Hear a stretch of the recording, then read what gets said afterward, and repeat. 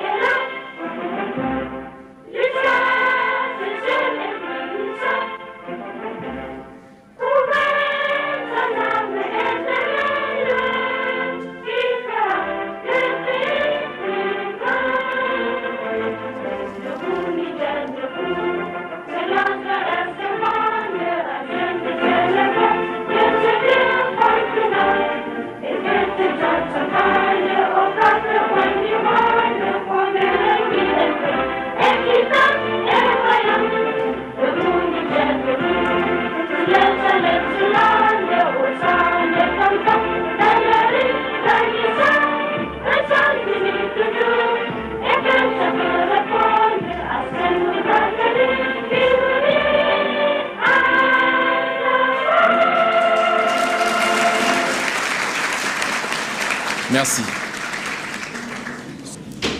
Madame Keïta Aminata Maïga, Première Dame du Mali, présidente de l'ONG Agir, marraine de l'événement.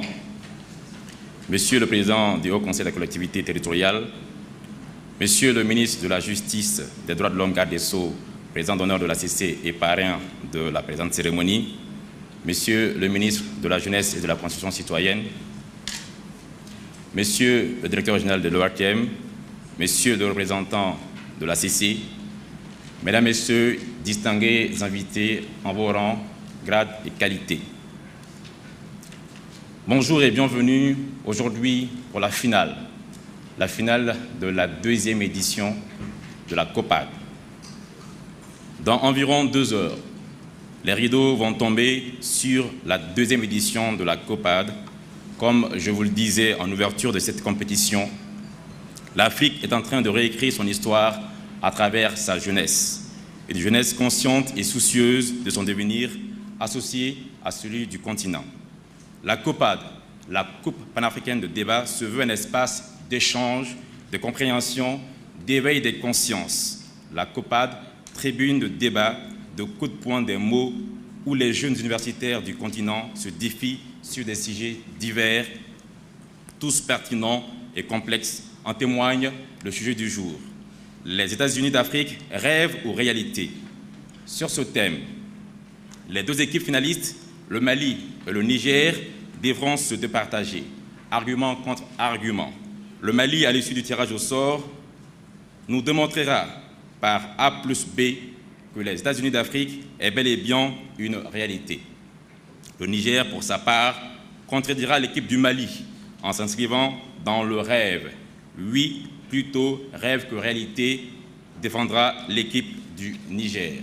Une finale qui s'annonce déjà très difficile, mais rassurez-vous, la confiance règne dans les deux camps déjà, dans le camp du Mali et dans le camp du Niger.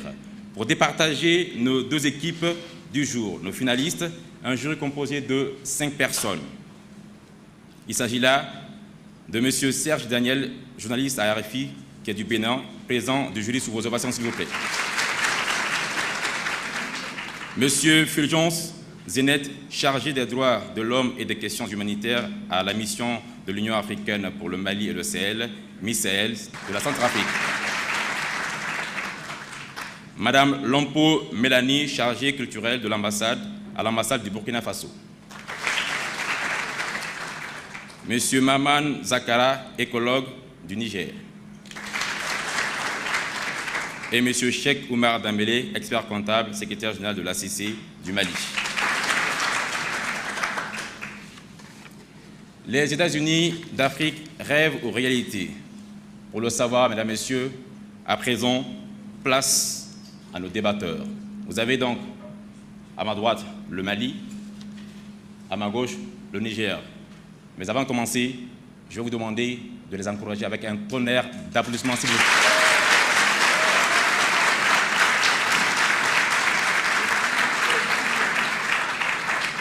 Honorable assistant, chers membres du jury, chers co-débatteurs, bonjour. Conformément à l'article 27 du Code des personnes et de la famille du 30 décembre 2011 au Mali, je m'appelle Seydou Balo, étudiant à la faculté d'histoire et de géographie, option histoire-archéologie.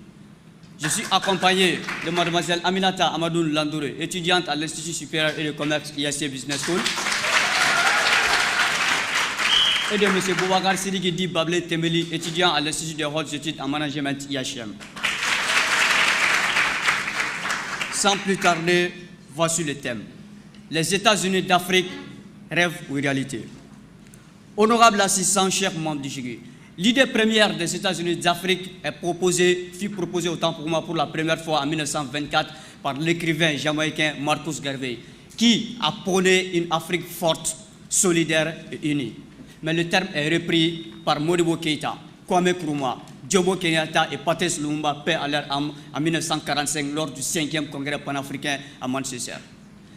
Un congrès qui marqua une étape décisive vers la création des États-Unis d'Afrique. À cet effet, la première formation d'union politique en Afrique fut celle de 3 États ouest-africains, à savoir le Ghana, la Guinée et le Mali dans les années 1960, avec comme nom Union des États africains. Ensuite s'en suivra l'Organisation de l'Unité africaine, créée le 25 mai 1963 par 32 États. Une organisation qui, par fini, a été transformée en Union africaine, dont le traité portant sa création fut signé le 11 juillet 2000 à Durban. Mais bien avant 2000, c'est-à-dire en septembre 1999, précisément le 9, fut signée la déclaration de Sirte, une déclaration qui fixa les objectifs de la création d'une Union africaine. Mais il faudra attendre jusqu'au 9 juillet 2002 à Durban pour que l'Union africaine substitue à l'Organisation de l'Unité africaine. Et un an plus tard, c'est-à-dire en juillet 2003, au sommet de Maputo, où on assista à la mise en place de certaines de ces institutions, telles que l'autorité de l'Union africaine, le Parlement panafricain et le Conseil de paix et de sécurité. Actuellement, l'Union africaine est composée de 54 États membres, soit tous les États d'Afrique, excepté le Maroc et les territoires africains contrôlés par l'Espagne, le Portugal et la France. Elle s'étend sur une superficie de 29 922 059 km² avec 24 165 km de côte estimée en 2011 sur une population de 922 810 000 habitants. Maintenant que la contextualisation est faite, intéressons-nous au mot-clé du sujet. État, rêve, réalité. Pour le mot État, il désigne ici, comme vous le savez tous, l'ensemble des 54 États qui composent l'Union africaine. Rêve, qui signifie reproduction psychique ou représentation idéale de ce que l'on désire. Et enfin, tenez-vous bien, réalité, caractère de ce qui est réel, autant pour moi, tangible et palpable. Et cette information se trouve à la page 973 du Petit Larousse 2016. Honorable assistant, chers membres du jury, Feu Malsom X, en défendant la communauté noire aux États-Unis, a été assassiné. Martin Luther King, en défendant la communauté noire aux États-Unis, a été assassiné. Nelson Mandela, en défendant la communauté noire en Afrique du Sud, a été emprisonné. J'espère que mes coéquipiers et moi ne subiront pas le même sort pour avoir défendu les États-Unis d'Afrique. Parce que nous sommes dans un monde où le discours scientifique commence à laisser place pour des considérations idéologiques.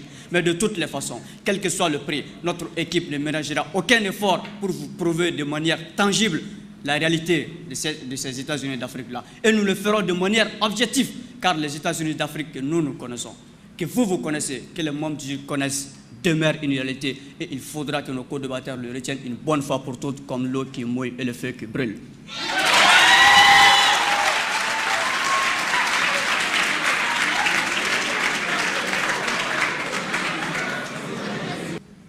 Excellences, Madame la Première Dame de la République du Mali, Excellences, Mesdames et Messieurs les membres du gouvernement, honorables jury, illustres auditoires, Mesdames et Messieurs, permettez-moi de vous dire Anis Oroma, autrement dit.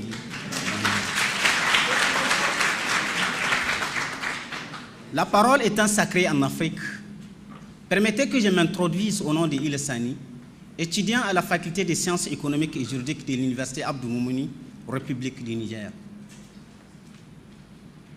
C'est avec une grande émotion que nous nous retrouvons aujourd'hui pour répondre à une interrogation qui défraye la chronique dans le milieu intellectuel. Les États-Unis d'Afrique, rêve ou réalité? Évidemment que c'est un rêve. Dès longtemps, permettez que nous vous proposons une élucidation conceptuelle afin que toute zone d'ombre susceptible d'entraîner une compréhension hasardeuse, notamment par nos co-débatteurs, puisse être dissipée. Auguste Assemblée, qu'entendons-nous par États-Unis d'Afrique? Ou qu'entendons-nous par les expressions États-Unis? Il convient de retenir tout simplement que c'est un ensemble des États indépendants et souverains qui décident de se dépouiller de la quasi-totalité de cette souveraineté au profit de la création d'un grand ensemble, en l'espèce une fédération à la tête de laquelle se trouve un président, une constitution unique, une seule nationalité. Auguste Assemblée, qu'est-ce que c'est que le rêve? Larousse, 21e édition, nous enseigne que le rêve n'est qu'un songe, un idéal déraisonnable, en contradiction avec la réalité, et une réalité qui semble un produit de pure imagination. Voilà ce que c'est que le rêve. Auguste Assemblée, honorable jury, qu'est-ce que c'est que la réalité? Le même dictionnaire 21e édition Larousse nous enseigne que la réalité est dérivée du latin realitas. Ce terme est inventé par Jean-Duc Scott au XIIIe siècle. Il signifie tout simplement l'existence effective, quelque chose qui existe effectivement, s'il vous plaît. Illustre auditoire, au regard de ces différentes acceptions, nous dire que les États-Unis d'Afrique est une réalité relève tout simplement d'une utopie, un rêve cauchemardesque qui interpelle à nous réveiller. Auguste Assemblée, honorable jury, nous ne refusons pas le fait qu'il existe des organisations, aussi bien sous-régionales que communautaires, qui prônent l'intégration africaine. Mais hélas, ces organisations communautaires, à l'image de CEDEAO, de l'IOMOA, de OHADA, n'arrivent pas à unifier l'Afrique pendant des décennies. Auguste Assemblée, des tentatives de regroupement avaient eu lieu en Afrique. En témoigne l'effondrement de la Fédération du Mali en 1960, aux grandes dames des grands hommes, porteurs de l'esprit et de l'espoir du panafricanisme, j'ai nommé Modibo Keïta.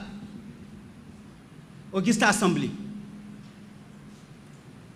Après cela, nous avions assisté à la création de l'Organisation de l'Unité africaine, qui s'est révélée inconséquente à réaliser l'unité africaine. Et c'est dans la France à l'Union africaine qui a vu le jour exactement le 9 juillet 2002, à Durban, en Afrique du Sud.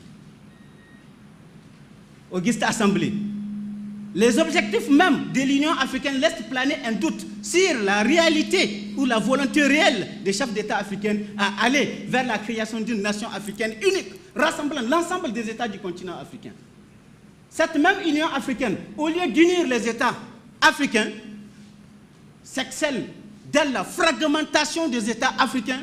En témoigne le concassage du Soudan, qui a vu naître le 9 juillet 2011 le plus jeune État du monde, le Sud-Soudan, aux grandes dames de l'unité africaine. Quel dommage! Quel dommage!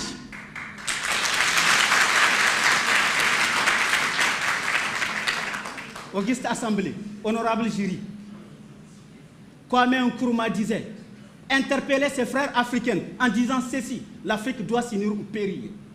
Mais la plupart des chefs d'État ont pris cela comme un rêve fou, irréalisable. Nous voudrons bien que les États-Unis d'Afrique soient une réalité. Nous voudrons bien que relève de Kwame Nkrumah, que l'espoir de Modibo Keïta, que ce désir de Madame Jeanne Marcel Cissé soit une réalité. Mais hélas, nous réalisons que nous sommes au stade d'un rêve, d'un désir qui n'est autre chose qu'un rêve utopique. C'est cette réalité, cela constitue le fil conducteur de notre argumentaire. Et mon équipe ne ménagera aucun effort, autant que faire se peut, de les doter du sceau de la scientificité, afin que votre adhésion à l'affirmation que nous défendons soit non seulement totale, mais aussi effective. Je vous remercie.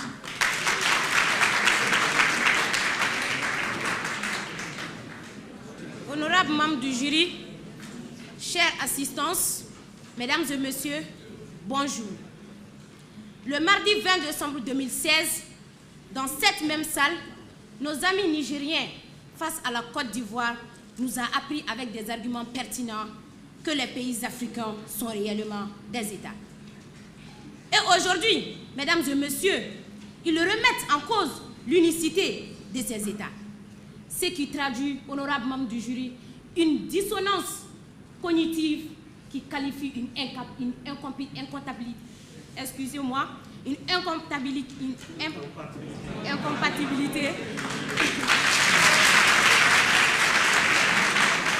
Excusez-moi, une incompatibilité entre le raisonnement et l'action. Honorables membres du jury, mesdames et messieurs, les États-Unis d'Afrique sont une réalité et non un rêve. Et d'ailleurs, c'est dans ce cadre que l'ancien président ghanéen Kwame Nkrumah, paix à son âme, publiant en 1963 dans son ouvrage intitulé « L'Afrique doit s'unir », où il rappelle à la page 76 l'impérieuse nécessité pour les États africains de réaliser cette unité politique. C'est partant de là, mesdames et messieurs, à la même année, c'est-à-dire en 1963, que son message a été compris par certains chefs d'États africains, qui n'ont ménagé aucun effort pour mettre en place l'organisation de l'unité africaine, qui avait la lourde tâche de mettre en place les BABA afin de dégager tous les obstacles pour pouvoir aboutir à l'Union africaine le 9 juillet 2002. Cette Union africaine, chers co-débatteurs, a pour mission de bâtir une Afrique intégrée, une Afrique prospère, une Afrique en paix, dirigée par ses citoyens et constituant une force dynamique sur la scène mondiale. Et ce qui a d'ailleurs toujours été le cas. Honorables membres du jury, cette Union africaine, en plus d'être une institution politique, est aussi l'une des étapes les plus importantes des États-Unis d'Afrique. Mesdames et messieurs, honorables membres du jury, Alpha Omar Konaré, ancien président de l'Union africaine et ancien président de la République du Mali, disait, je cite, « La bataille pour les États-Unis d'Afrique est la seule capable d'apporter des réponses aux problèmes de la population africaine. » Avant d'ajouter que le chemin à parcourir pour y arriver est encore long. Cette information, elle a été publiée le samedi 17 décembre 2016 à 15h47 par Marcus Boni Teika sur le site Le Potentiel Online.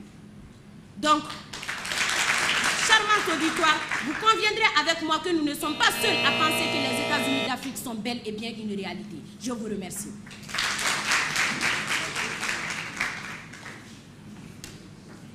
Très chère marraine, illustre auditoire, camarades co-débatteurs, bonsoir. Oumar Faouk Mefissa, étudiante en licence marketing communication à l'HECF de Niamey.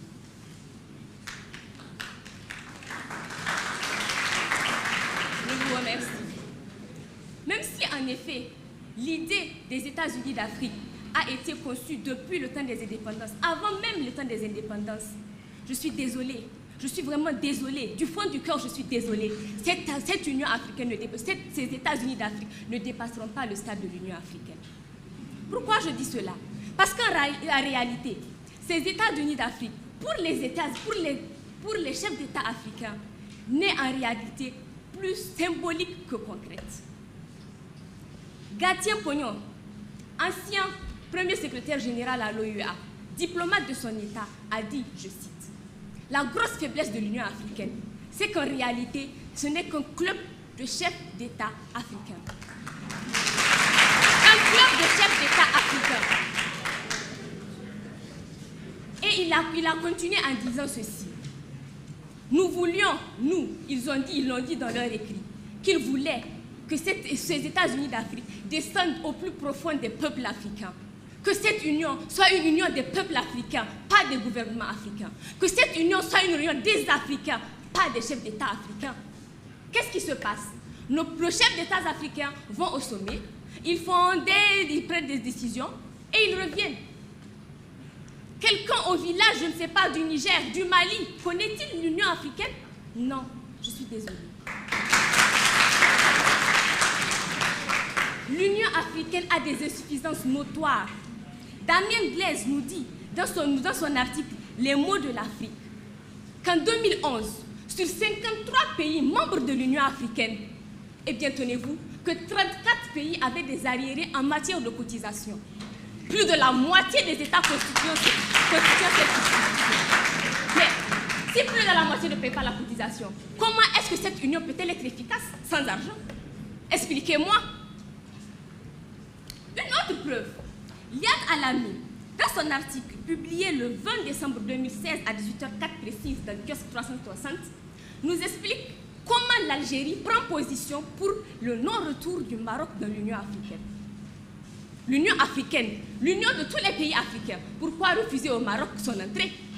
Si nous voulons que l'Afrique soit unie, pourquoi refuser au Maroc son retour? L'Algérie prétend que le retour du Maroc dans l'Union africaine pourrait porter atteinte à cette Union africaine. Le Maroc jusqu'à aujourd'hui a fait ses preuves. Il a fait ses preuves et c'est un État puissant en Afrique. Pourquoi refuser l'entrée de l'Union, de l'entrée du Maroc à l'Union africaine? Je vous remercie.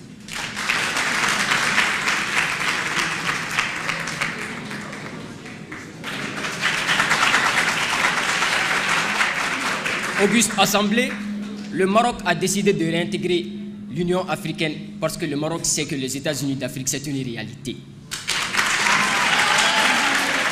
L'Afrique fait face à un retard récurrent de développement et de croissance. L'unité africaine, qu'elle soit politique, économique ou culturelle, est une condition nécessaire pour assurer le développement de l'Afrique. Géographiquement, l'État est une constitution artificielle qui regroupe une population déterminée dans un espace précis. L'État, sur le plan sociologique, est le monopole de la contrainte physique légitime. L'État, sur le plan juridique, est une personne morale, une institution, détenant le pouvoir politique et la puissance publique. Dans un monde globalisé, l'Afrique n'échappe pas au phénomène de mondialisation.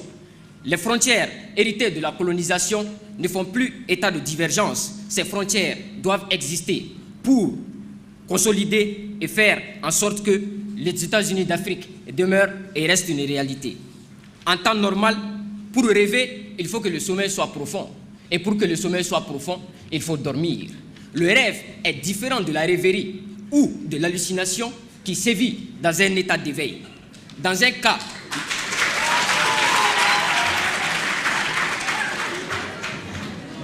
comme dans l'autre, il y a des étapes. Dans la réalité, nous savons tous que nos frères nigériens savent, que nous savons qu'ils savent que la réalisation des États-Unis d'Afrique passe par la mise en place des ensembles régionaux à but intégratif. À cet effet, l'Union du Maghreb arabe est une réalité depuis 1989. L'autorité intergouvernementale de développement est une réalité depuis 1896. Le marché commun d'Afrique orientale et australe est une réalité depuis 1994. La communauté économique des États d'Afrique centrale est une réalité depuis 1983. La communauté pour le développement de l'Afrique australe est une réalité depuis 1976. La CNSAD, communauté des États sahélo-sahariens, est une réalité depuis 1998. La communauté des États d'Afrique de l'Est est une réalité depuis 2000. La communauté économique des États d'Afrique de l'Ouest, CEDEAO, est une réalité depuis 1975. Tous ces groupements intégratifs contribuent à la réalisation d'une intégration économique. Une zone de libre-échange, une union douanière, un marché commun, une union économique qui mènera à l'intégration complète, l'unification des politiques économiques, fiscales, agricoles, mais aussi l'unification des rêveurs réveillés et des réalisateurs réalistes vers la réalité réalisée par les Africains en Afrique, les États-Unis d'Afrique.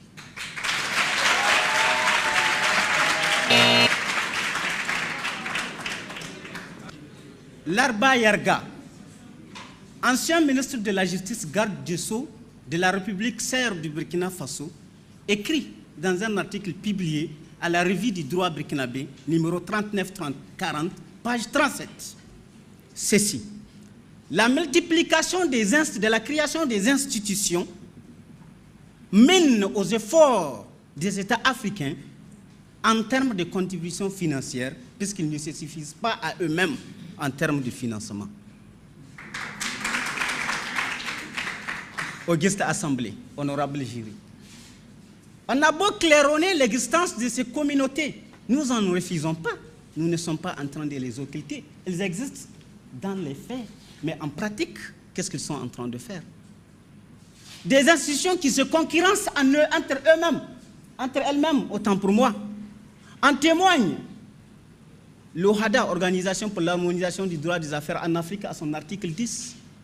L'UEMOA, Union économique monétaire de l'Afrique, Union économique monétaire ouest-africaine, à son article 43, et même la CEDEAO en ses articles 9 et 12, chacun prônant la suprématie sur l'autre. Dans ces cafouillages de la quête de la suprématie, comment voulez-vous que les États-Unis d'Afrique naissent? Vous nous parlez de l'Union africaine, alors que dans l'acte constitutif de l'Union africaine, il n'existe aucune disposition qui nous stipule les mécanismes d'élection d'un président des États-Unis d'Afrique. Et tant que de telles dispositions n'existent pas dans l'acte constitutif de l'Union africaine, alors les États-Unis d'Afrique restent et demeurent un rêve. Oui, un rêve inouï. Nous ne sommes pas en train d'occulter l'existence de l'Union africaine. Nous ne sommes pas en train de dire que ce n'est pas un pas en avant, mais pas dans la concrétisation des États-Unis d'Afrique. Des institutions d'intégration, disons. Avez-vous vu ce qui se passe sur les frontières? Avez-vous pensé au rackettage sur les frontières?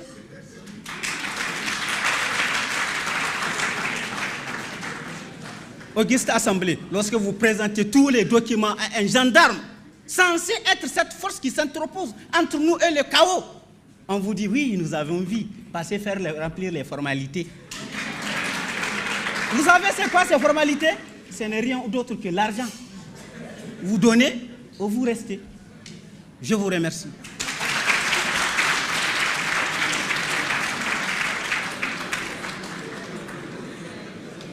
Quand on parle des États-Unis d'Afrique, on ne parle pas seulement de l'Union africaine. Que ce soit l'Union africaine, que ce soit l'Organisation de l'Unité africaine, toutes ces organisations sont des processus pour aller vers les États-Unis d'Afrique. Ça, j'aimerais faire cette question. Il me parle de l'UEMOA, de la CEDEAO, que ces organisations ne vont pas dépasser leurs limites. Mais elles ont dépassé leurs limites. Et la preuve, 3 passeports différents, Burkina, Mali et la Côte d'Ivoire, il est écrit là-dessus, Communauté économique des États de l'Afrique de l'Est.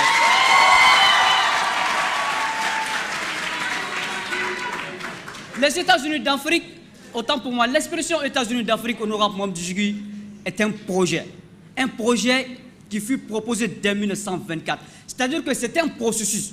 Et dans un projet, on a ce qu'on appelle l'objectif général et l'objectif spécifique. L'objectif général, c'est quoi? Les États-Unis d'Afrique. L'objectif spécifique, c'est maintenant les étapes à suivre ou à parcourir pour aller vers les États-Unis d'Afrique, d'où l'OIA, l'UA et la CEDEAO. Honorable assistant, cher membre du Djigui, les États-Unis d'Afrique, le concept qu'il est ne peut pas être un rêve. Parce que depuis le 5e congrès panafricain à Manchester en 1945, les Kwame Nkrumah, Modibo Keïta, Patrice Lumumba et Jomo Kenyatta ont compris que l'Afrique doit s'unir ou périr. Et c'est d'ailleurs d'où le titre de Africa Unite de Kwame Nkrumah, publié en 1963. Honorable assistant, cher membre du Djigui, en écoutant nos frères africains accidentellement nigériens, on dirait que les États-Unis d'Afrique sont des machines journalistes de pratique. On dirait que ce sont des télécommandes qui commandent en un clin d'œil, à l'attente du coup de sifflet. Non, ce sont des processus à suivre. Et ça, il faut que vous le reteniez une bonne fois pour toutes, comme le soleil qui quitte l'Est pour rejoindre l'Ouest.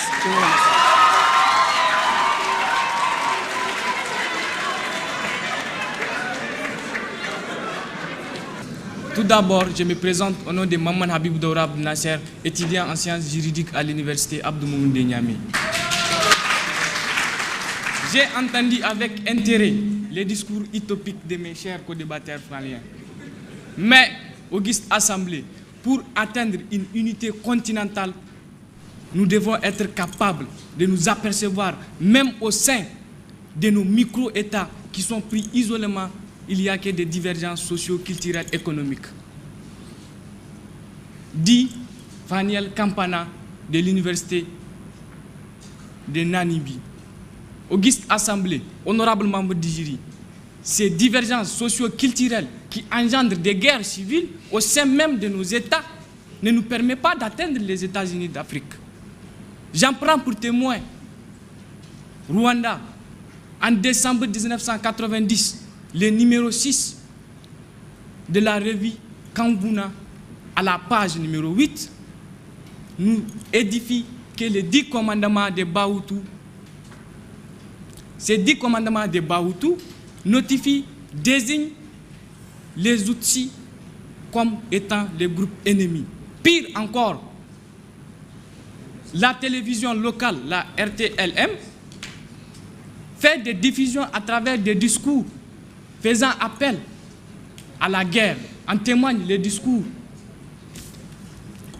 de Mosengelo de 1992 qui a engendré 800 000 morts. Je dis bien 800 000 morts aussi. Auguste Assemblée, honorable membre du jury, nous ne contestons pas le fait que les États-Unis d'Afrique est en marche. Non. Mais ces organisations qui sont chargées d'intégrer ne sont pas assez efficaces pour y arriver. Auguste Assemblée, honorable membre du jury, l'Union africaine qui est chargée d'intégrer l'Afrique prône la politique de division. Hier, en 2010, nous avons qu'un seul Soudan et nous voyons tout à coup son jumeau apparaître, le Sud-Soudan.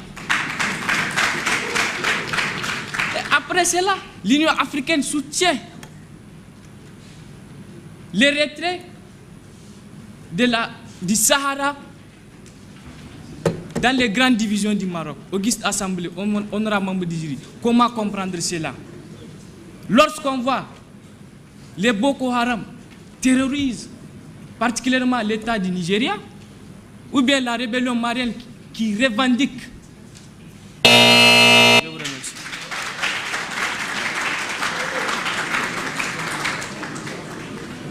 Honorables membres du jury, mesdames et messieurs, s'agissant de vilipender le continent africain, je constate que nos co-débatteurs ont la langue très mielleuse.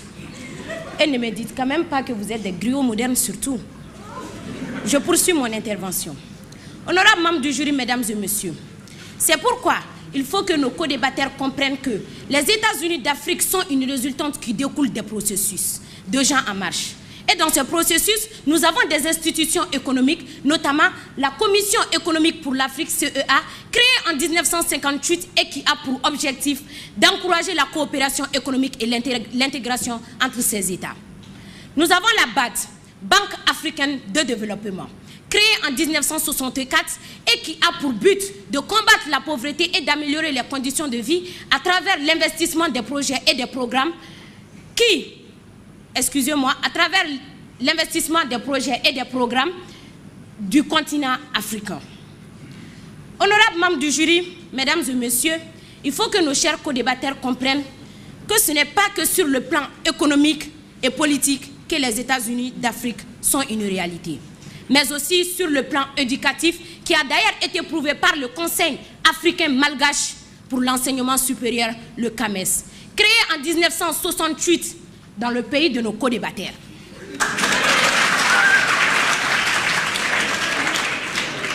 Bref, honorables membres du jury, toutes ces institutions, qu'elles soient politiques, économiques et éducatives, montrent que le continent africain est en fait prêt à affronter l'avenir avec sérieuxité et détermination. Et que cette Afrique n'est plus perçue comme un continent de pitié et de tristesse, mais plutôt comme un continent d'espoir et d'optimisme. Sur ce, honorables membres du jury, à entendre nos co-débatteurs, futurs dirigeants des États-Unis d'Afrique, opiner ainsi, franchement, ça me donne de la rage, quoi. Mais heureusement que j'arrive à me contrôler. Je vous remercie.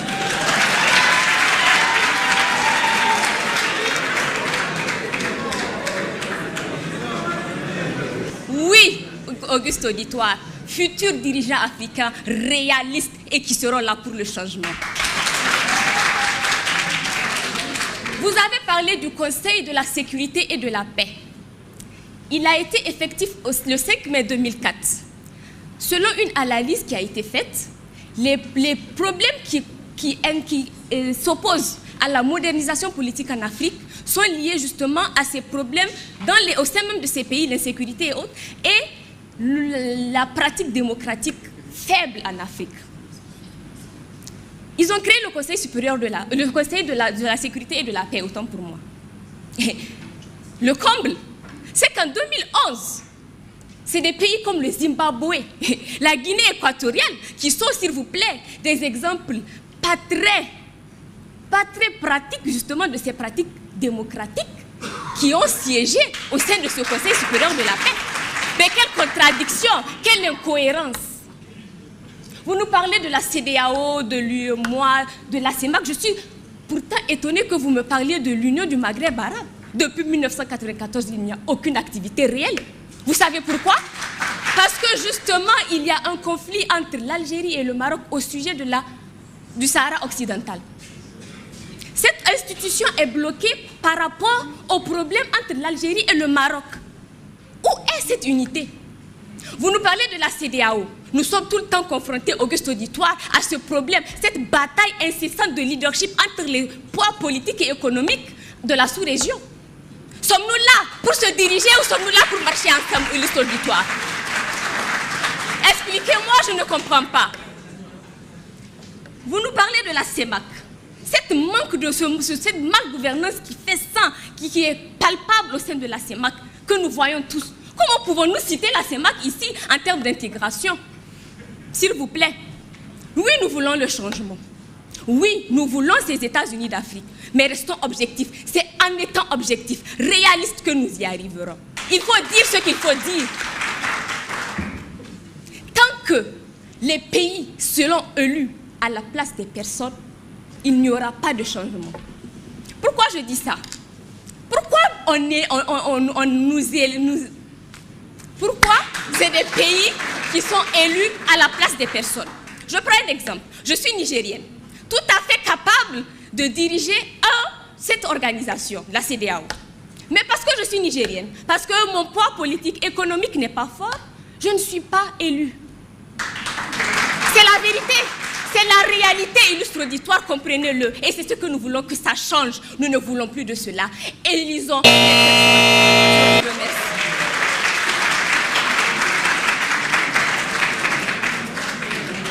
Franchement, Auguste Assemblée, lorsque j'écoute nos camarades nigériens, je n'entends que poète, prout, bam, belly bam. Aucun sens. Puisque nos camarades ne voient pas plus loin que le bout de leur nez, nous allons les montrer le côté culturel des États-Unis d'Afrique. Honorable membre du jury, Auguste Assemblée, selon Cheikh Anta Diop, dans son œuvre Antériorité des civilisations nègres, mythe ou réalité historique, lorsque la tyrosinase, qui est une enzyme, entraîne l'oxydation de la tyrosine, qui elle-même est une aminoacide, cela se transforme en pigment noir. Ou lorsque le facteur endocrinien, qui est la diminution de la sécrétion surrénalienne, intervient, cela diminue en effet la pigmentation de la peau. Ou encore, lorsque les rayons ultraviolets entraînent l'oxydation de la tyrosine, cela a pour conséquence la formation du pigment noir de la peau. Vous devenez incontestablement, inévitablement et irréfutablement un nègre. un noir ressortissant de l'un des 54 pays d'Afrique. Et si vous êtes ressortissant de l'un des 54 pays d'Afrique, soit vous venez du Niger, soit vous venez des 53 autres. Dans chacun des cas, sachez que l'Afrique constitue une famille culturelle et qu'il n'y a pas lieu de créer des divisions pour créer un obstacle sur la voie des États-Unis d'Afrique.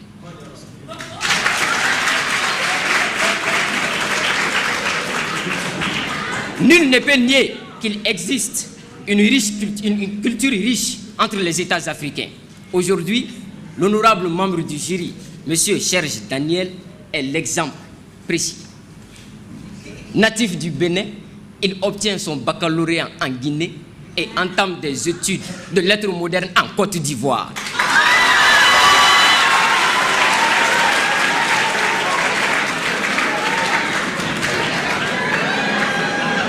Charmant auditoire, de nos jours, les Arabes de la Libye, de la Tunisie, du Maroc, de l'Afrique du Nord finalement, se sentent autentos d'Angola, du Mozambique, du Malawi, de l'Afrique du Sud finalement.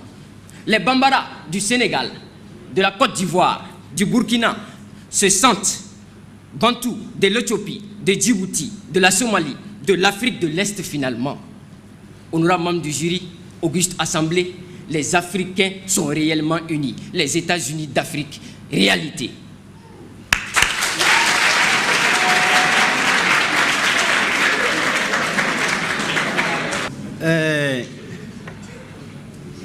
Honorable jury, illustre auditoire,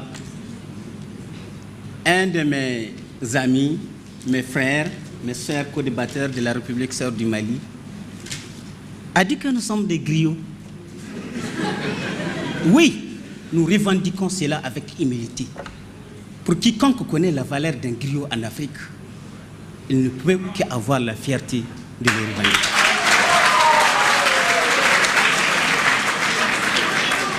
Oui, nous sommes des griots parce que nous voulons que ce que nous visons ici fasse écho aux quatre coins du monde afin que l'Afrique se résiste.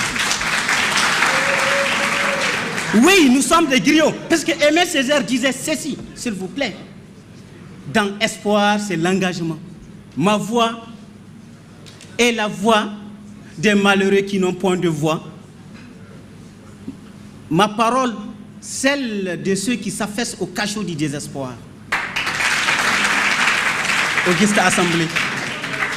Le débat d'aujourd'hui n'était pas focalisé sur est-ce que les États-Unis d'Afrique est possible. Si tel est le cas, le débat aurait été clos, mes amis. Maintenant, on parle de la réalité. Et à toute évidence, vous êtes en train d'ignorer ce que c'est que la réalité. C'est quelque chose de concret, mes chers frères. Nous en sommes là. Auguste Assemblée, honorable jury. Le fait est que toutes les tentatives, nous l'avions dit, ont échoué. J'ai encore mauvaise souvenance de Air Afrique.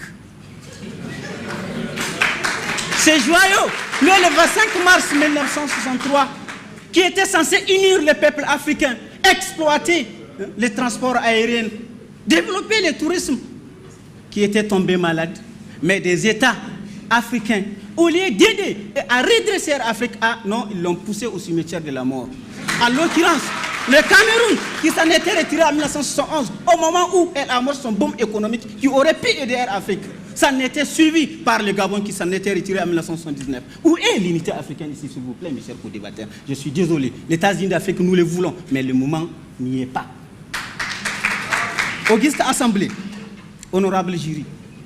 À cela s'ajoutent des problèmes au sein de nos États, au point où Sidi Zakari écrit dans son immense œuvre, Un élu du peuple à la page 120, édité à l'Harmattan en 2013. Nous en appelons à la refondation de l'État. À plus de visibilité sur l'État, la vocation de la République le recommande. Il faut que, sur les États, dans les États africains, à la tête de l'unité africaine, qu'on place des hommes forts, loyaux, mus par des valeurs de la morale, de l'éthique, des valeurs, des hommes qui puisent leur inspiration de la recommandation. Je vous remercie. Mes chers co-débatteurs, nous comprenons votre émotion face à la question de la réalité de l'existence des États-Unis d'Afrique. Nous aussi, nous les voulons. Mais la vérité est amère. Oui, la vérité est amère. Auguste Assemblée, honorable membre du jury, Benjamin Franklin disait, je cite, « Lorsque la passion nous anime, laissons la raison guider nos paroles et nos actes. » En effet, dans l'article Paris, dans le journal Pays, le 18 juin 2015, nous renseigne que l'idée même des États-Unis d'Afrique va sans nul doute ressusciter le premier président du Ghana indépendant. Mais la preuve est faite. Le péril frappe à la porte de chaque État africain par ce qu'on appelle impudiquement État africain qui est minuscule, ballotté, secoué, sans aucun véritable port d'attache qui aurait pu être les États-Unis d'Afrique. Conséquence, chacun de ces micro-États se trouve fragile face à un monde taillable et corvéable par une globalisation féroce et impitoyable. Toutes choses qui, malheureusement, n'aimaient guère nos chefs d'État africains. Certains de nos chefs d'État africains, toujours selon les journaux, ils sont plutôt fascinés par les pouvoirs. Auguste Assemblée, honorable membre du jury. Ces chefs d'État, les yeux rivés vers les lambris dorés du palais présidentiel, pendant lequel le peuple peut crever de faim, barboter dans la misère. Leur seule préoccupation, certains de ces chefs d'État, c'est que eux, leur famille, leur clan s'en sortent bien. Pauvre Afrique. Pauvre Afrique. Elle peut pleurer et vider de toutes ses larmes. Il en sera toujours ainsi tant qu'elle sera parcellable, déchiquetée, émiettée et atomisée. Madame Aminata Keïta, la première dame du Mali, vous voulez les États-Unis d'Afrique. Distingués invités à vos grands titres et qualités, vous voulez les États-Unis d'Afrique. Nous aussi, nous voulons les États-Unis d'Afrique. Oui, j'ai espoir de cette Afrique-là où les frontières seront abolies, mais pas avec des passeports, où je peux voyager et regarder, aller visiter mes frères avec une simple carte d'identité, Auguste Assemblée. Oui, j'ai espoir de cette Afrique-là où il n'y aura qu'un seul président, où il y aura une seule constitution, une politique extérieure commune capable de nous sortir dans les eaux troubles du sous-développement et contrecarrer les politiques libérales dévastatrices imposées tant depuis des décennies par les institutions internationales telles que la Banque mondiale ou le FMI. Oui, je rêve de cette Afrique-là. Mais, comme le disait John Vandil, accepter la réalité telle qu'elle se présente, telle que mes chers co-débatteurs vont vous présenter, c'est passer à côté de la réalité totalement qui se cache derrière. Quelle est cette triste réalité? Aussi amère qu'elle est, les États-Unis, l'idée même des États-Unis d'Afrique à l'ère actuelle n'est que chimère. Oui, lorsqu'on constate certains de nos chefs d'État qui considèrent leur fauteuil présidentiel comme leur héritage, je ne partirai pas, a-t-il affirmé le 19 décembre dernier, Yahya Jammeh. Et qu'en est-il de Joseph Kabila? Malgré l'expiration de son mandat, refuse de quitter le pouvoir. Et Papi Robert Mugabe qui refuse de céder sa place pendant 35 ans au pouvoir. Oui, Auguste Assemblée, ajoutez à cela les querelles de leadership entre nos dirigeants qui ont construit un cimetière de vieilleries institutionnelles précité par mon camarade co-débatteur ici présent. Auguste Assemblée, honorable membre du jury, nous ne contestons pas les efforts fournis par l'Union africaine, non. Mais ces efforts ne sont pas suffisants. Nous assistons à une impuissance. L'Union africaine n'arrive pas à imposer ses décisions à ses États membres. Ajoutez à cela la précarité financière qui les suit, telle qu'expliquait ma camarade présente ici. Auguste Assemblée, honorable membre du jury, pour que les États-Unis d'Afrique soient réalité, il faut que tout simplement nos chefs d'État commencent à appliquer les décisions prises au niveau de la. Je vous remercie.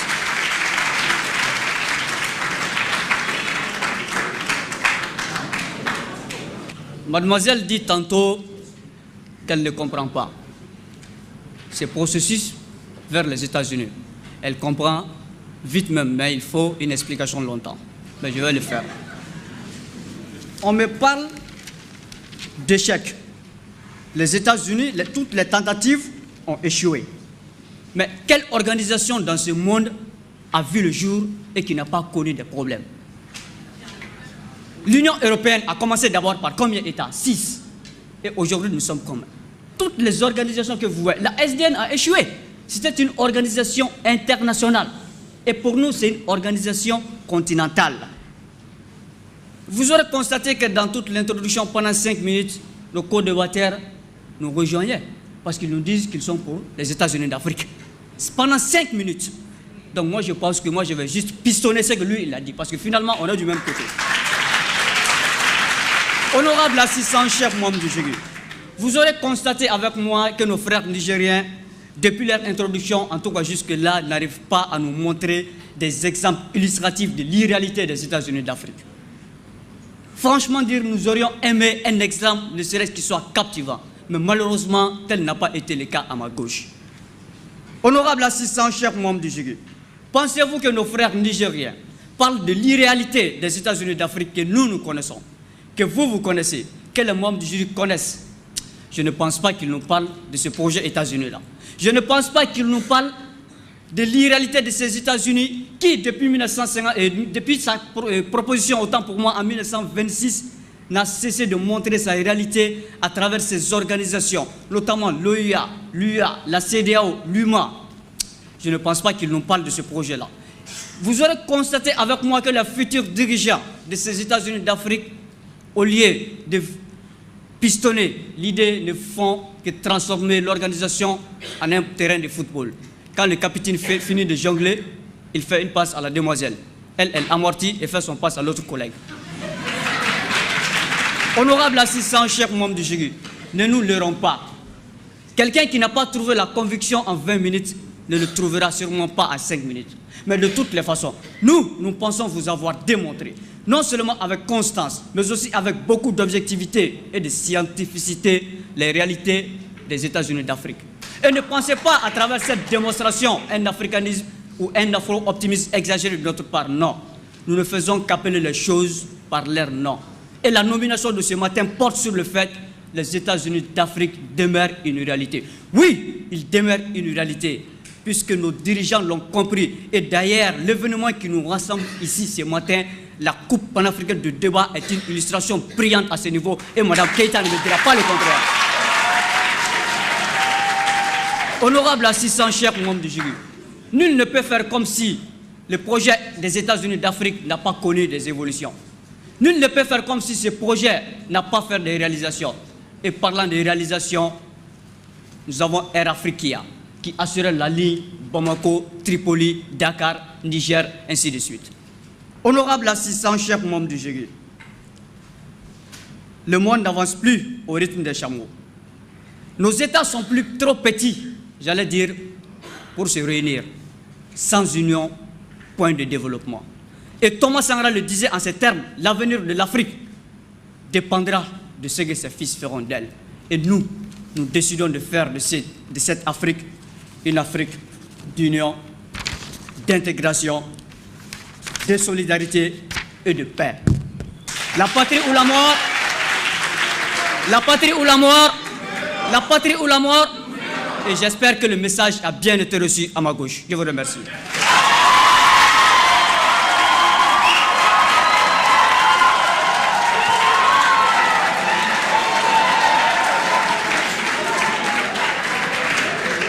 Madame la marraine, Monsieur le parrain, distingués invités, nous sommes à présent au terme de ce débat entre le Mali et le Niger.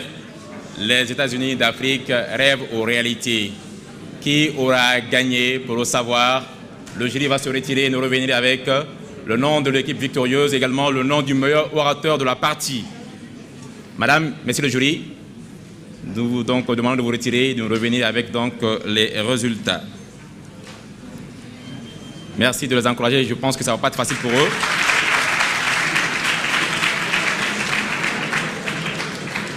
À présent, après donc le retrait du jury, je m'en vais remercier les partenaires qui ont bien voulu nous aider pour que ce débat panafricain soit. Il s'agit du ministère de l'Enseignement supérieur et de la Recherche scientifique, du ministère de la Justice, des Droits de l'Homme, Garde des Sceaux, du ministère de la Jeunesse et de la Constitution citoyenne, de l'ONG Agir, de l'OATM, de l'ACC et de Prestige Consulting, que je vous demande d'appeler très très fort s'il vous plaît. Sans oublier nos sponsors qui sont la Bank of Africa et PMU Mali également sous vos ovations, mesdames et messieurs. Je vais faire appel à présent au parrain, qui est donc le ministre de la Justice, Garde des Sceaux, qui est également le président d'honneur de l'ACC, qui va donc venir vous dire un mot. Et je suis sûr et certain, je le vois prendre des notes, qui nous fera une synthèse également du sujet. Monsieur le ministre, sous vos ovations.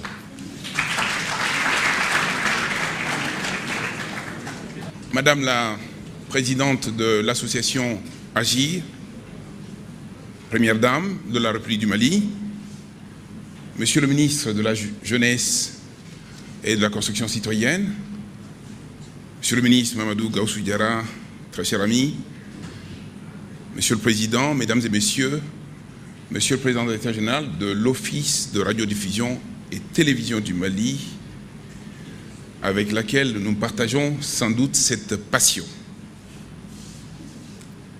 Je voulais d'abord, dans un premier temps, sincèrement remercier toutes les personnes grâce auxquelles nous nous sommes retrouvés ici dans cette salle et à l'occasion de cette finale. La première à saluer et à féliciter, c'est la Fondation Agir, Madame la Présidente.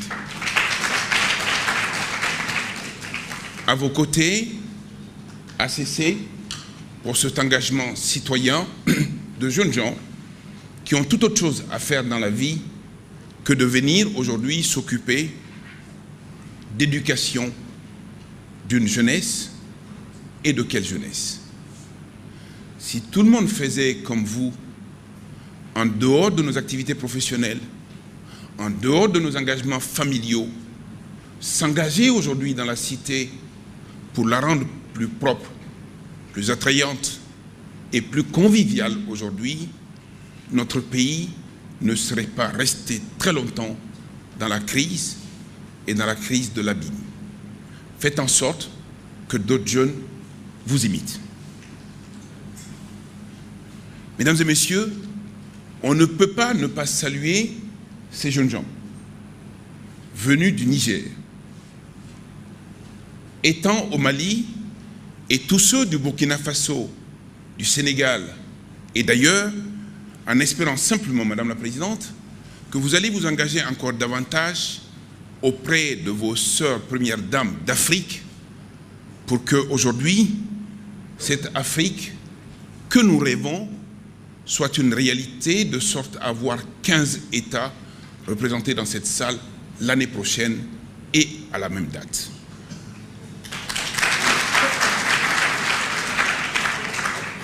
Les États-Unis d'Afrique ne peuvent pas être qu'un rêve. Il faut que de ce rêve, nous arrivons à cette réalité qui n'est pas très longtemps contestable, mes chers amis du Niger, parce que pour partir de Niamey et arriver à Bamako, on ne vous a pas demandé de visa. Sans doute que quelques-uns parmi vous ont été possesseurs de cartes nationales d'identité qui a à peu près le même format au Sénégal qu'au Mali, et sans doute qu'en arrivant par l'avion, vous n'avez pas rencontré de gendarmes, et même si vous en aviez rencontré, ils n'auraient pas eu cette occasion de vous demander quelques billets. Parce que simplement, cette pratique n'est pas un rêve, cette pratique est une réalité qu'il faut bannir dans nos contrées. Grâce à vous, jeunes gens, il faut bannir. On a eu du plaisir à vous écouter.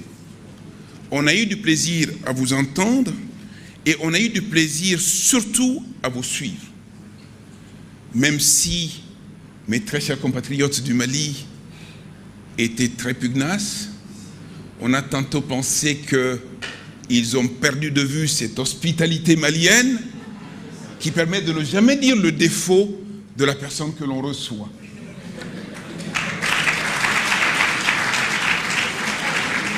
Heureusement que pour qui connaît le Niger et les Nigériens, qui sont des personnes calmes serein et capable d'encaisser tous les coups, mais il ne manque pas de fermeté.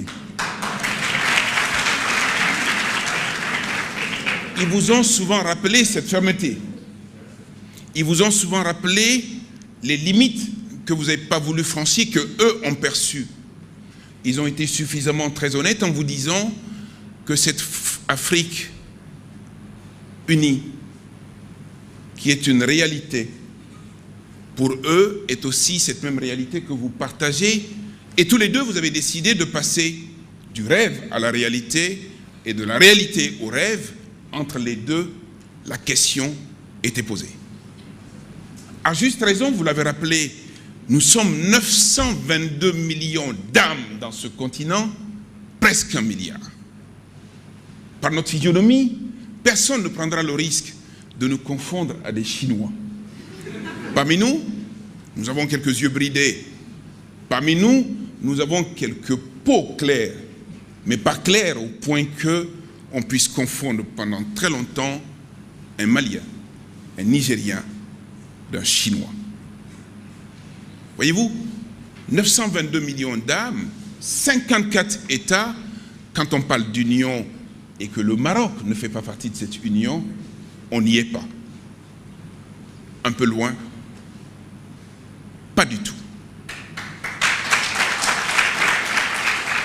Ce continent est uni ou ne l'est pas. Ce continent se bâtit ou ne se bâtit pas entre le rêve et la réalité. C'est une question de verre à moitié rempli ou à moitié vide. Peut-on réaliser sans rêver? Peut-on rêver sans réaliser?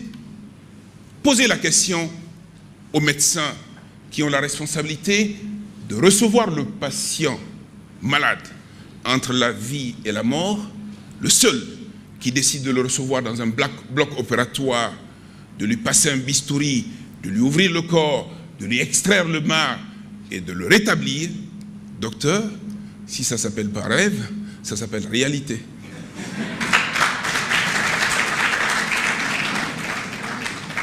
Bien évidemment que la question de l'indépendance est posée. Bien évidemment que la question de la souveraineté est posée. On est à la fois indépendant et souverain, au Mali comme au Niger.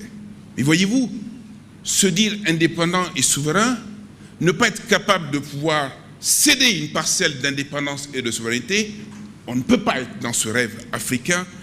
Et ce rêve africain, mon cher ami du Niger, toi qui es étudiant en droit aujourd'hui, tu ne peux pas nier l'évidence de l'OHADA, qui me donne la possibilité d'avoir le même droit des sociétés à Niamey, qu'à Bamako, qu'à N'Djamena, qu'à Libreville. Nous sommes 17 États partis en train de partager le même droit des affaires.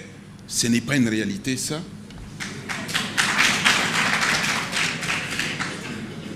Quand aujourd'hui, un pharmacien de Niamey, diplômé comme tel, a la liberté, en arrivant à Bamako, de ne demander l'autorisation à personne, ou quasiment pas d'autorisation, de s'installer dans le coin de Bamako qu'il veut, d'ouvrir l'officine de son choix et de vendre les médicaments comme le Malien.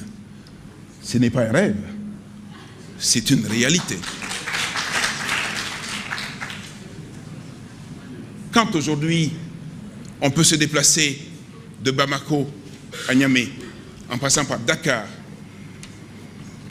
et au-delà, jusqu'à Bissau aujourd'hui, avec une simple carte d'identité nationale, la CEDEAO est une existence, l'UEMOA est une existence, l'OHADA est une existence, le droit est harmonisé, on passe du rêve à la réalité.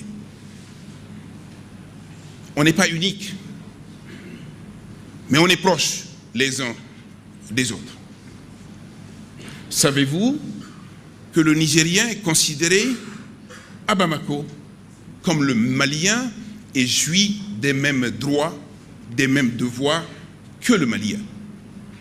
Le moindre rappel de l'origine nigérienne aux Nigériens à Bamako est une discrimination. Elle n'est pas positive, elle est négative, elle donne une source d'action devant le juge. On ne peut pas ouvrir un marché à Bamako et le fermer au Nigeria. On ne peut pas ouvrir un droit à Bamako, à un Sénégalais, et le fermer au Bissau-Guinéen. L'Afrique, c'est une avancée considérable. Ce n'est plus que des réunions de chefs d'État, c'est aussi des contacts physiques entre des populations que nous sommes. Tous les jours que Dieu fait, des Maliens se déplacent de Bamako à Dakar pour aller plaider devant les juges qui ne leur demandent pas d'où ils viennent, ni quelle est leur nationalité, parce qu'ils sont tous porteurs de robes noires. Mademoiselle, il ne s'agit pas de compatibilité ici, il ne s'agit pas non plus d'incompatibilité ici, il s'agit simplement de fusion et de parfaite fusion africaine.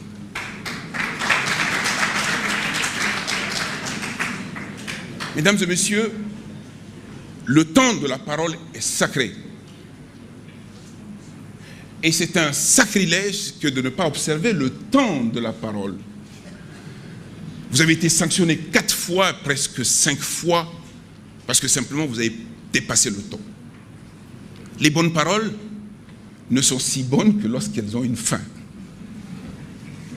Prendre la parole, parler n'a de sens que lorsqu'on a une idée. Et lorsqu'on a une idée, il n'y a de sens que lorsqu'on la développe.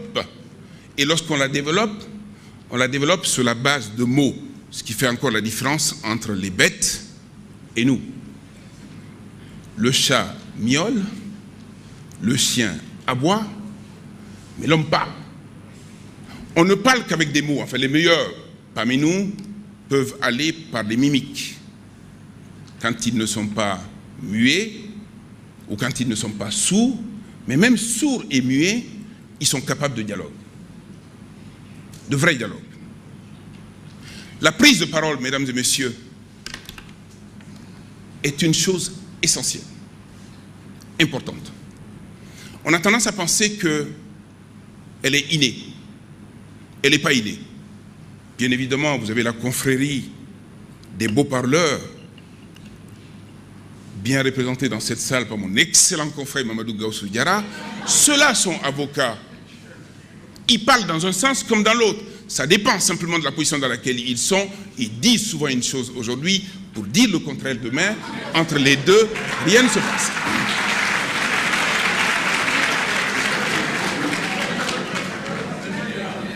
Méfiez-vous des avocats. Les avocats restent toujours des avocats. À côté d'eux, il y a toutes ces personnes qui sont confrontées à la prise de parole, y compris vous. Vous avez tendance à parler, penser que vous ne serez jamais sollicité pour prendre la parole dans le bonheur, comme dans le malheur, et le pire. Vaut mieux que ce soit dans le bonheur. Parce que les mots du bonheur sont des mots simples à trouver. Juste un exemple et vous allez rigoler. J'ai eu la charge, en tant que ministre de la Justice, d'aller assurer l'intérim de mon collègue en charge du culte. Je vois le ministre Koïta est en train de se marier. Dans un stade rempli, je termine tout à l'heure, de monde, 60 000 personnes à l'intérieur, 60 000 dans les immédiats à la sortie et 60 000 autres quand on m'a demandé de prendre la parole et qu'il fallait parler en bamana. J'ai beau me préparer, je suis venu devant cette foule et lorsque je me suis retourné et que j'ai vu le monde, j'ai dit simplement, pour ceux qui ne parlent pas bambara, pardon, Anshira Herela. Alakantli Herela. Et il était 23 h du soir.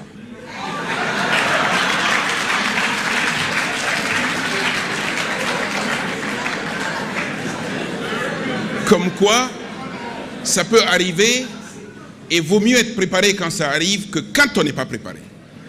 Aussi calme et serein, je suis resté derrière le micro, tout le monde a rigolé, sauf moi. Et j'ai poursuivi mon chemin pour véritablement délivrer mon message. Le plus important, ce n'était pas de louper l'entrée du message, c'était de réussir la sortie du message. Et je suis sorti du message. Dernier point, j'étais encore jeune avocat il y a plus de 20 ans. Lorsqu'on m'a donné un dossier à défendre qui concernait la sœur d'une cantatrice de Ségou qui était à Bamako, Néné Sorakassi. Sa petite sœur, c'est passé maintenant, on peut en parler, il y a plus de 20 ans, c'est prescrit. Sa petite sœur avait eu maille à partie avec son frère de sang, mais pas de lait. Et ils se sont poursuivis dans une cour d'une maison familiale à Ségou, lorsque le jeune frère qui la pourchassait, elle, lui a lancé un couteau. Et le couteau ne l'a pas touché. Elle s'est retournée pour reprendre le couteau et poursuivre à son tour son jeune frère, son demi-frère, l'a rattrapé et lui a planté le couteau sur la poitrine. Bien évidemment, il est mort. Et cette fille a été traînée à la prison pendant 5 ans. Elle était mineure parce qu'à l'époque des faits, elle avait 17 ans. Elle a quand même été gardée en prison. Et la cour d'assises de Bamako, la première cour d'assises devant laquelle j'ai plaidé, et Mamadou Gawsu Diarra était là, et cette cour d'assises est allée tellement vite parce que la fille qui était à la barre ne niait rien. Première question, avez-vous tué? Oui. Deuxième question, pourquoi avez-vous tué? Je ne sais pas. Troisième question, rien. Ça allait tellement vite que l'avocat que j'étais commis d'office n'a pas eu le temps de préparer ses notes. L'avocat général s'était levé, avait donc fait ses réquisitions, et j'étais en face du président qui me dit « Maître, vous avez la parole ». Et je n'étais pas préparé. Je le regarde en face, je dis « Mais qui ?» Il me dit « Maître, vous avez la parole ». Je regarde à gauche et à droite, pensant qu'il parlait d'un autre maître. « Maître Konaté, vous avez la parole ». Je dis « Monsieur le Président, j'ai la parole ». Il me dit « Oui ». Je me mets en face, je dis « Monsieur le Président, j'ai décidé de vous parler ». Et il me regarde en face. De vous parler de la mort, Monsieur le Président, et de la mort qui tue. Et le pire, c'est que lundi, rendant compte de cette session d'assises, le sort avait titré « La mort qui tue ».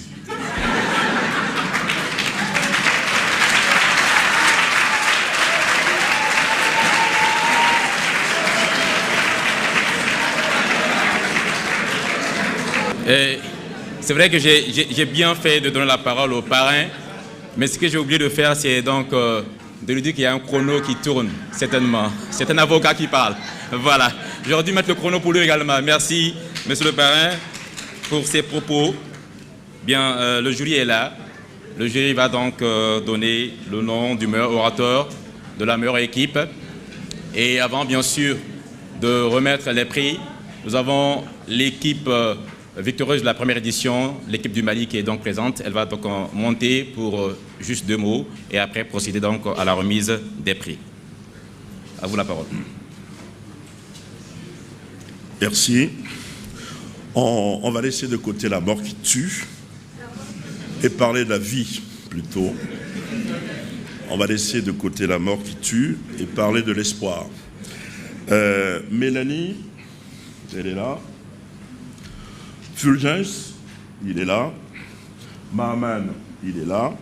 Echec, il est là. Et moi-même, nous avons vraiment eu du mal à choisir. Et on le dit, pas parce qu'il faut le dire, parce que c'était la réalité.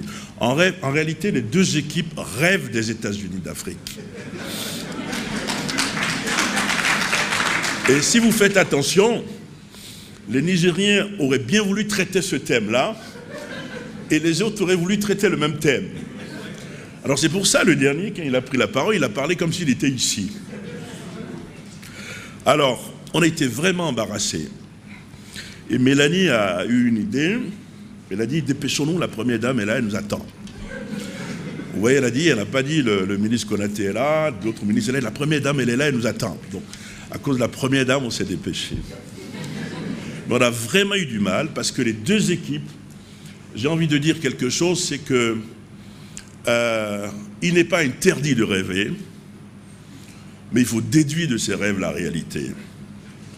Et je suis persuadé que dans cette salle, il y a des avocats, ils doivent avoir peur pour leur métier, parce qu'ils ont de futurs brillants avocats ici. Et il fallait choisir. Il y a eu des critères qui ont été déterminés. Le premier à 15 sur 20. Et le deuxième à 13 sur 20. Voilà. Alors qui est le premier? C'est le Mali.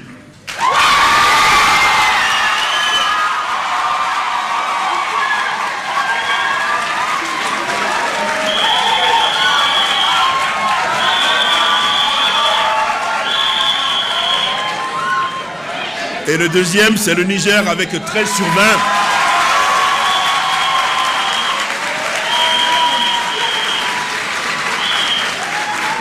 Mais en réalité, pour terminer, en réalité, ce sont les deux qui ont gagné et on le dit sincèrement. Maintenant, le meilleur, je vais laisser la parole à Mélanie. Le meilleur orateur de cette séance, c'est le capitaine du Niger, Sahani.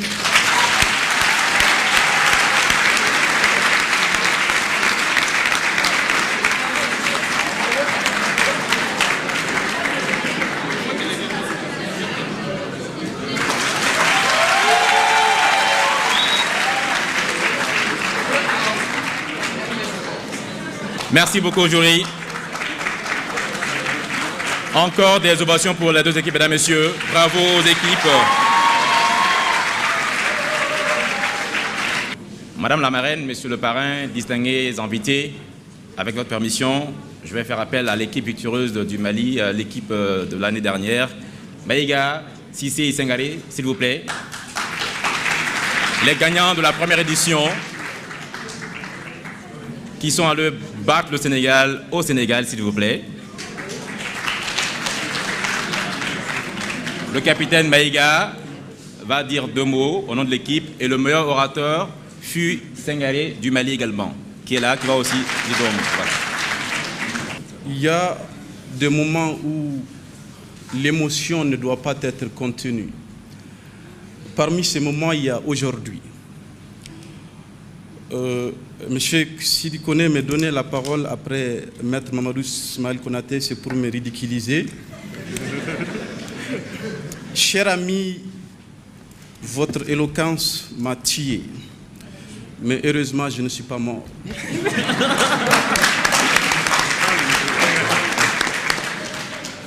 Merci pour les équipes d'avoir osé. Débattre est un art très difficile. Et ce n'est pas facile quand on fait des débats aussi devant la moitié du gouvernement malien. Ce n'est pas évident, je vous assure. La vérité scientifique l'a emporté aujourd'hui sur le désir d'avoir raison.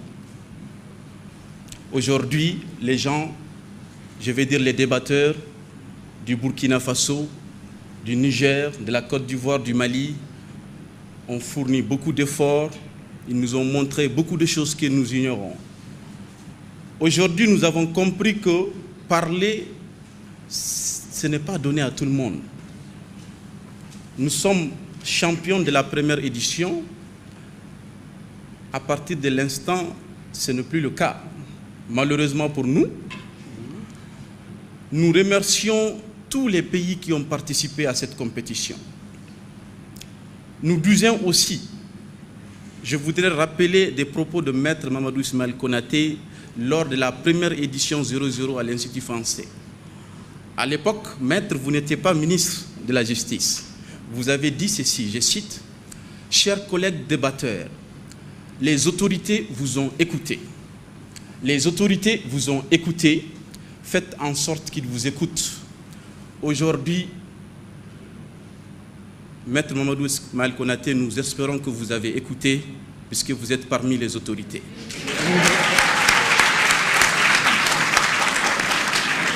Et nous lançons un appel à tous les étudiants du Mali, du Burkina Faso, de la Côte d'Ivoire et du Niger, de ne ménager aucun effort prochainement pour participer au débat panafricain. Ce que vous voyez n'est pas un rêve, c'est une réalité. Je ne suis pas dans le débat. Cette compétition est une réalité. Oser prendre la parole est une réalité. Oser débattre est une réalité. Donc, osons oser. Chers collègues débatteurs, merci d'avoir osé. Chers collègues futurs débatteurs, n'hésitez pas quand vous allez décider d'oser.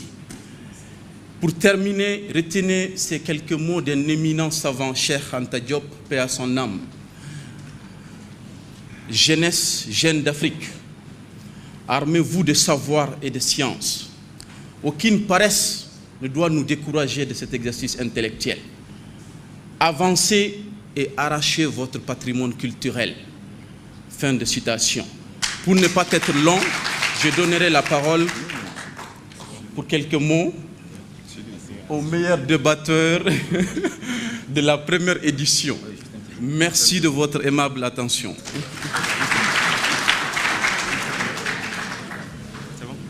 Parler après Maître Ismaël Konaté est très difficile. Parler après tout ce que mon collègue Mohamed vient de dire aussi l'est encore plus. Assistance, Madame la Première Dame de la République, Mesdames et Messieurs les ministres ici présents, merci. Merci aujourd'hui de porter un intérêt à la jeunesse. De porter un intérêt à la jeunesse africaine. Nous venons en témoignage du parcours que nous avons eu, de l'expérience que nous avons eue. Et à travers ce témoignage-là, nous ne pouvons que remercier la Première Dame, remercier son cabinet, remercier l'Action pour la conscience citoyenne qui, ensemble, ont compris que c'est à travers les échanges d'idées que jaillit la lumière. Mesdames et messieurs, je pense qu'aujourd'hui, excusez-moi, vous avez compris qu'on peut avoir espoir en cette jeunesse que nous sommes. Longtemps, la jeunesse africaine, malienne tout court, a été taxée de jeunesse paresseuse, de jeunesse buveuse de thé. Aujourd'hui, nous avons montré au Mali, à l'Afrique, à vous, nos parents, que nous allons relever le défi du développement du Mali. Nous allons relever le défi du développement de l'Afrique, dans l'union avec nos frères nigériens, avec nos frères sénégalais, ivoiriens, guinéens et tous ceux également qui n'ont pas pu participer à cette édition, qui, j'en suis sûr, pour les prochaines éditions, seront présentes pour donner une meilleure image à l'Afrique. Je vous remercie.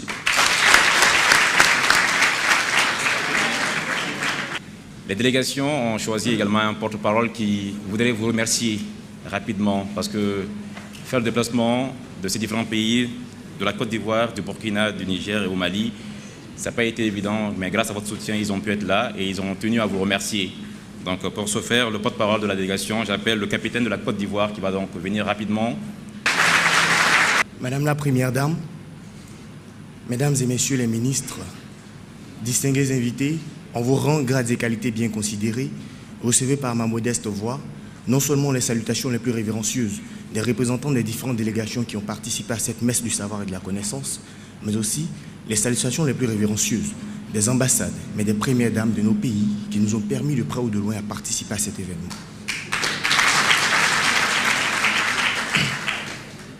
Quand il est vrai que voir autant d'engouement et d'encouragement à l'égard de la jeunesse africaine, mais également voir tous les sacrifices qui ont été ménagés par des petites entités, de sorte à pouvoir permettre à ces jeunes gens que nous sommes d'avoir une plateforme d'expression, mais aussi de pouvoir prouver à chacun de vous ici présents que l'Afrique ne fait plus que rêver, l'Afrique ne fait plus que produire des ouvrages, l'Afrique ne fait plus que se déporter ou partir à un âge vers l'Occident.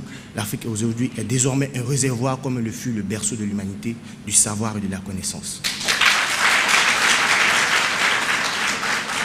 Et en ce jour si particulier, quand il est vrai que merci semble être le seul mot que nous ayons à apporter à Madame la Première Dame, ainsi qu'à toute sa délégation, je pense qu'il est impérieux pour nous de dire bravo à nos amis, bravo à nos chers frères. Prendre la parole n'étant certes pas un exercice facile, je pense que je suis soutenu par un très grand orateur qui est passé avant moi, merci cher ami, mais qui lui-même a su tirer l'essence et l'incandescence du discours dans la transcendance et l'imposition justement de ce grand homme que voici, maître. Recevez nos salutations.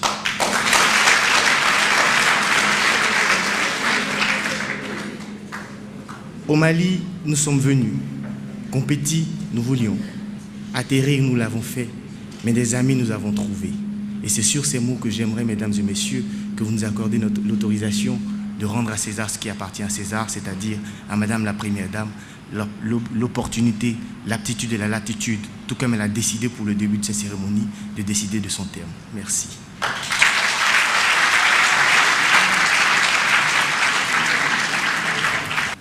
À présent, nous allons procéder à la remise des prix. Alors, le premier à 1 million de francs CFA,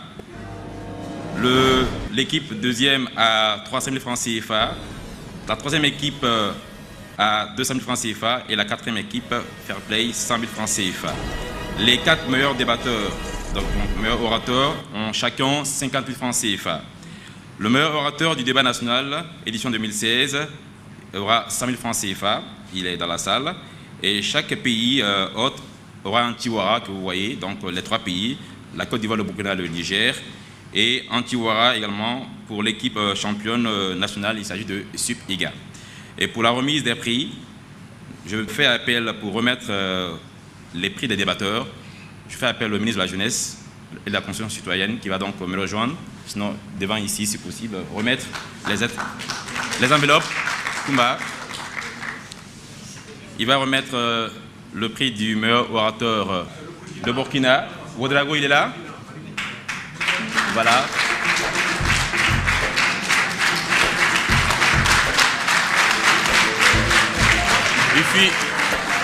Il fut le meilleur orateur du débat Mali-Burkina. Monsieur Ouedraogo, qui va rester encore. Il fut encore meilleur orateur du débat Burkina-Côte d'Ivoire.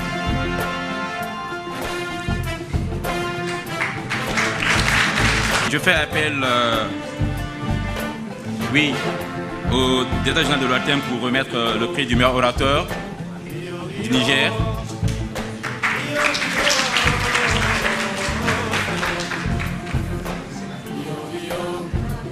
Vite.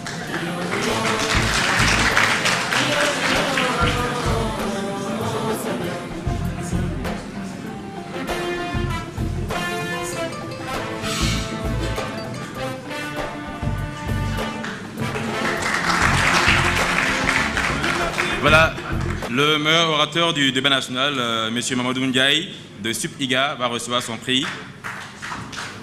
Voilà, qui fait 100 000 francs CFA. C'est 100 000 francs CFA qui va recevoir son prix des mains du deuxième vice-président de la CC.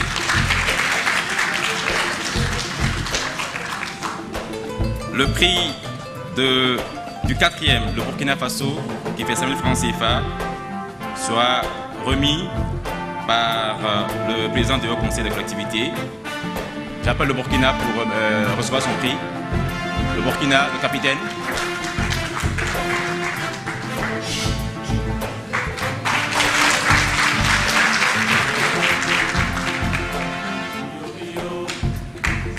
Le prix du troisième, la Côte d'Ivoire, sera remis par l'ancien ministre Gao Soudiala. Voilà.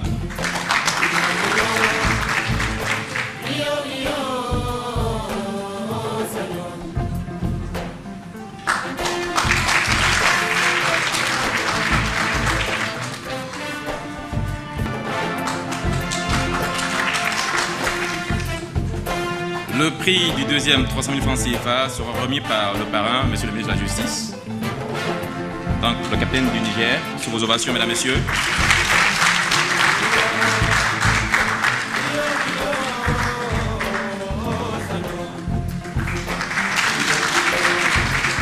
Monsieur le ministre, vous allez rester, accueillir la première dame pour donc remettre le prix du premier donc, à l'équipe du Mali, 1 million de francs CFA.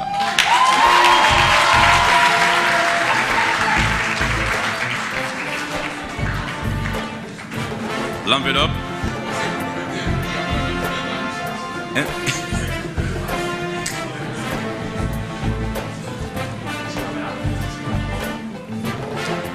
Voilà, madame qui va remettre l'enveloppe à l'équipe du Mali. Il va remettre également la coupe.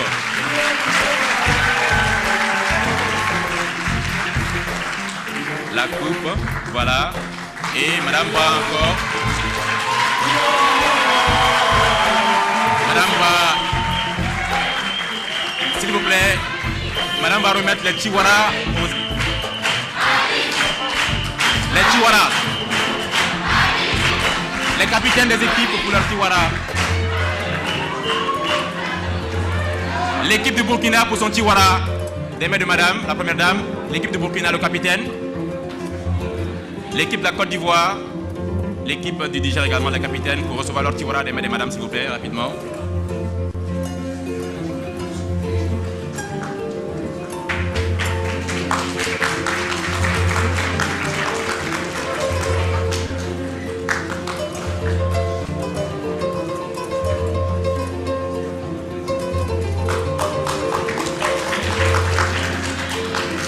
Et le tiwara pour l'équipe nationale du Mali pour le débat national Sup-Iga sera remis par Maître Konaté qui était le parrain également donc, de la finale nationale à Zeïda de Sup-Iga.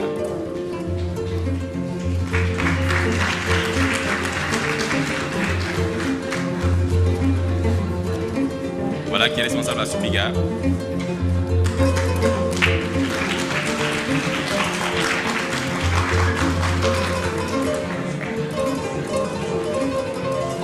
Le capitaine de la Côte d'Ivoire n'est pas là, s'il vous plaît, pour recevoir son tiwara, voilà, des mains de madame.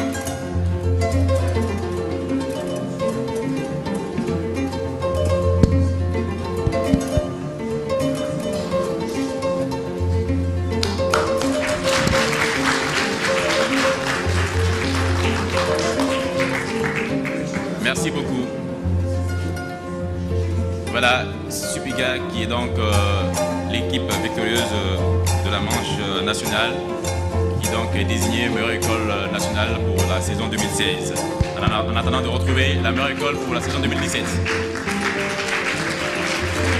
Et à tout honneur, nous allons remettre le micro à madame, puisque c'est elle qui a donné le ton de la compétition.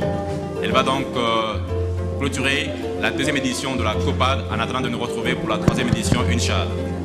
Je crois que nous venons d'assister à cette deuxième édition débat panafricain qui nous a fait passer de bons moments depuis le lancement jusqu'à la fin aujourd'hui. Je voudrais féliciter tous ceux qui ont participé et comme on dit en sport, l'essentiel est de participer. Ce n'est pas souvent de gagner. C'était un exercice pas facile. Je crois que ça a été dit, prendre la parole devant une assistance, ce n'est pas évident. Ce n'est pas évident, souvent on a l'émotion, on perd ses mots. Et je voudrais dire bravo à tous ces jeunes gens, toutes ces jeunes filles qui ont voulu participer et qui